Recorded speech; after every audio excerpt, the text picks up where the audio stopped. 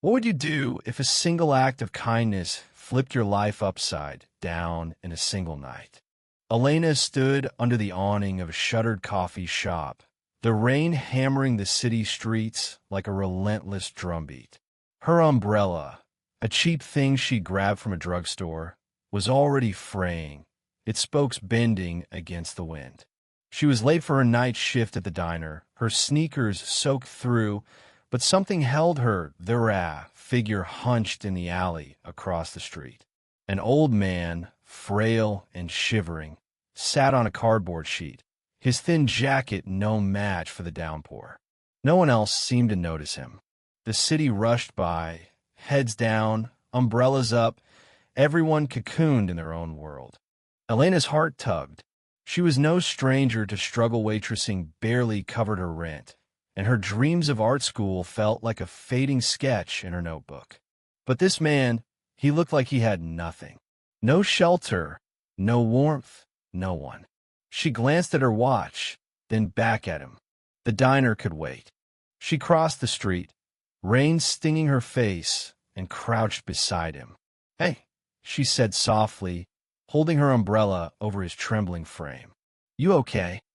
His eyes, cloudy with age but sharp with surprise, met hers. He nodded faintly, his voice barely audible over the storm. "Just trying to stay dry." Elena didn't hesitate. She helped him to his feet, her arm steadying his fragile weight. "Come with me," she said. "There's a shelter a few blocks away. They'll have a warm bed." He hesitated, then gave a small nod, leaning on her as they shuffled through the rain. The umbrella barely covered them both, and by the time they reached the shelter, Elena was drenched. The staff took over, offering the man a blanket and a hot meal. He grabbed her hand before she left, his grip surprisingly strong.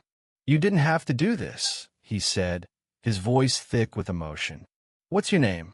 "Elena," she replied with a smile. "Just take care." She turned back into the storm, her shift now an hour late. The diner was a blur of greasy plates and impatient customers. Elena's boss wasn't thrilled, docking her tips for tardiness, but she didn't care. Something about helping that man felt right, like a small spark of warmth in her chest. By the time she stumbled home to her tiny apartment at 3 a.m., she was exhausted. She collapsed on her bed, still in her damp clothes, and fell into a deep, dreamless sleep. Morning came too soon, sunlight slicing through her cracked blinds. Her phone buzzed relentlessly on the nightstand, pulling her from sleep. Groggy, she grabbed it, expecting a text from her boss or her roommate. Instead, there were dozens of notifications, missed calls, voicemails, emails. Her heart sank. Had something happened? She opened the first voicemail from a number she didn't recognize. A crisp, professional voice spoke. "Ms. Elena Carter, this is Margaret Hensley from Hensley and Associates. I represent the estate of Mr. Arthur Grayson.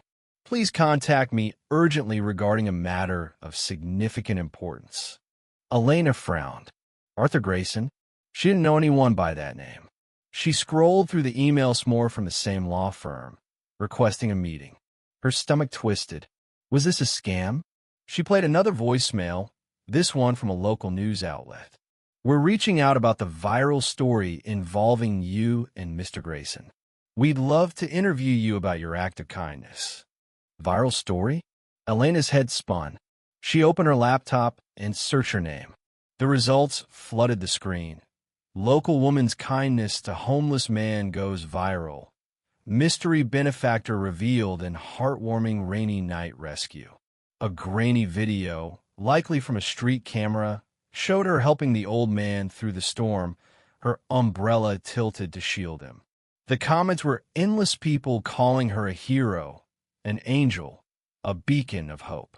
But who was Arthur Grayson? And why was a law firm contacting her? She called the number from the voicemail, her hands trembling. Margaret Hensley answered immediately, her tone warm but businesslike. "Ms. Carter, thank you for calling. I need to meet with you in person. Can you come to our office this morning? It's about Mr. Grayson's estate.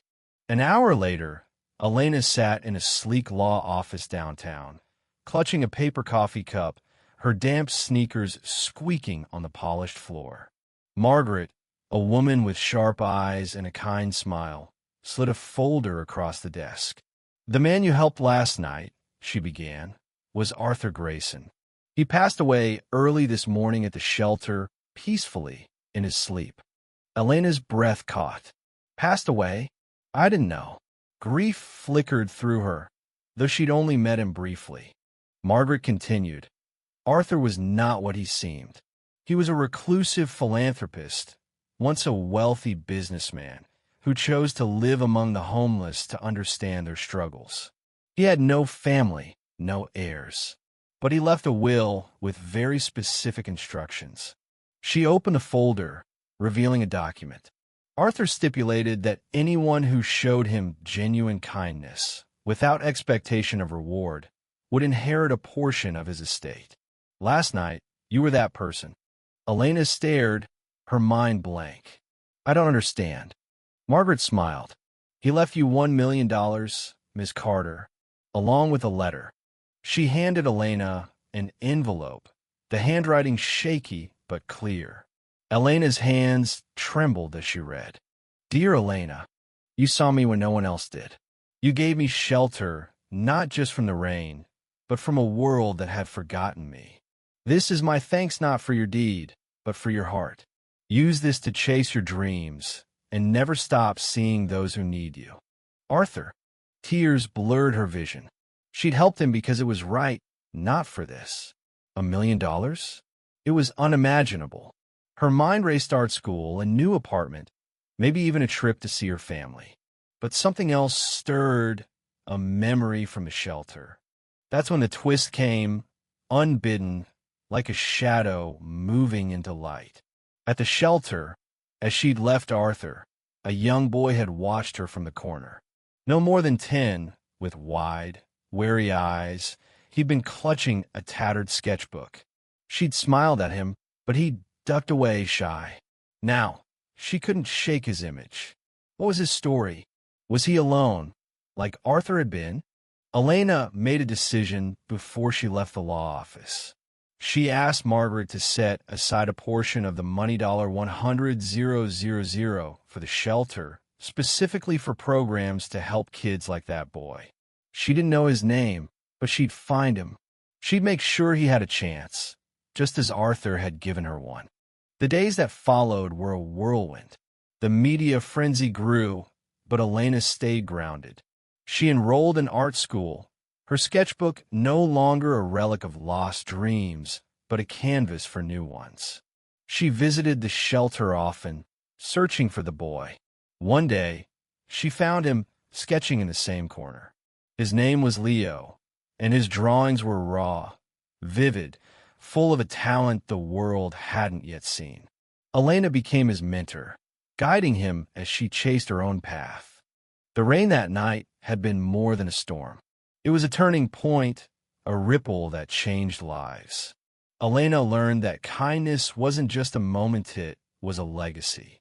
And as she stood in her first art gallery exhibit months later, Leo's sketches framed beside hers, she felt Arthur's presence. His gift wasn't the money. It was a reminder that one small act could spark a million possibilities.